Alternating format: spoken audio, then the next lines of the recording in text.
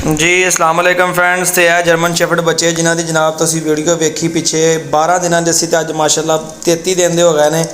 तो मेरे को पहुँच गए घर मेरे, ठीक है। दो बच्चे वो बैठे हैं, दो आ बैठे, इन्होंने दो फीमेल लॉन्ग कोट ने, दो बच्चे स्टॉक कोट आ। यह जी फीमेल बैठी है यह लॉन्ग कोट फीमेल हैगी है और स्टॉक कोट है। तो इन्होंने एक बच्चा अज मैं जा रहा जी कार्गो करवाण मेल। इंशाल्लाह अज मैं जा रहा जी तौंसा शरीफ रखान। यह फीमेल है, हैड देखो बच्चों के, ठीक है। तो लाइट लेंथ माशाल्लाह बच्चों की क्वालिटी वाले बच्चे बेचारे थक गए हैं, इन्ने दूरों भी नहीं आए। यह वेखो ये मेल लगता है मैनू, इको जे बच्चे ना पता लगता मेल कड़ा ना पता लगता फीमेल जी। तो फ्रेंड्स यह मेल बच्चा जे, ठीक है। कॉल आ गई सी भाई दी पैसे भिजवान जा रहा है तो मैं बच्चा लैके जा रहा, ठीक है जी। यह मेल बच्चा जोड़ा कि अज जा रहा जी तौंसा शरीफ वहावा फजल भाई के कोल, ठीक है जी। तो जा रहे हैं अज कार्गो कराउण। गड्डी वाले नाल भी राबता हो गया, भाई ने उत्थों ही नंबर लैके देता सीगा। माशाल्लाह तुहानूं बच्चा चैक करवावां, चैक करो, ठीक है। वेट भी उन्ना बच्चों का, हाइट लेंथ भी उन्नी है, सिर भी बड़े भारे है, खूबसूरत बच्चे है। दो फीमेल इन्हां विच लॉन्ग कोट बच्चे ने, दो स्टॉक कोट ने, ठीक है। वो दो बच्चे बैठे रेस्ट कर रहे हैं। तो मैं अज जा रहा जनाबे वाली है मेल जोड़ा कार्गो करवाने वास्ते।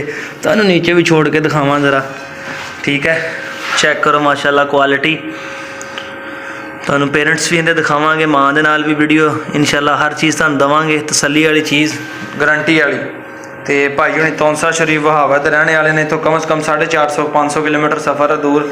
तो जनाब जिथे असीं अज बच्चा कार्गो करवाउण जा रहे हैं कि देखो अलहमदुलिल्लाह पूरे पाकिस्तान दे विचों सिंध होवे, बलोचिस्तान होवे, KPK होवे, असीं हर शहर जानवर भेजे आ। हर शहर दे विच बैठे साडे लोग वीडियोज़ देखते हैं और साडे ते यकीन ते एतमाद पूरा करते हैं। तो असीं भी इंशाअल्लाह ताला कदी किसी का यकीन एतमाद तोड़िया नहीं हैगा।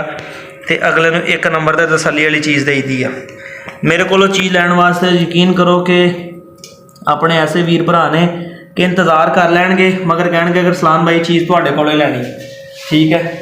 जे तुहाडे कोल नहीं हैगी तो असीं इंतज़ार कर लेंगे जनाब, ठीक है। जिस चीज़ ते तुहाडी तसल्ली वो असीं चीज़ लैनी हैगी है। तो यह तुसीं स्क्रीन ते माशाल्लाह वेख रहे हो बच्चे, तो क्वालिटी तुहाडे सामने हैगी है।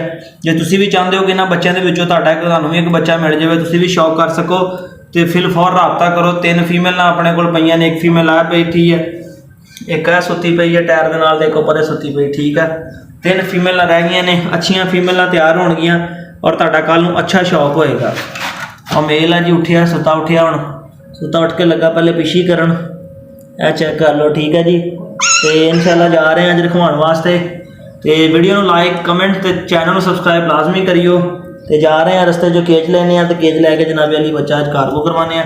इस नाल अपने वीडियो इजाजत दो, दुआओं याद रखियो, फिर अल्लाह हाफिज़।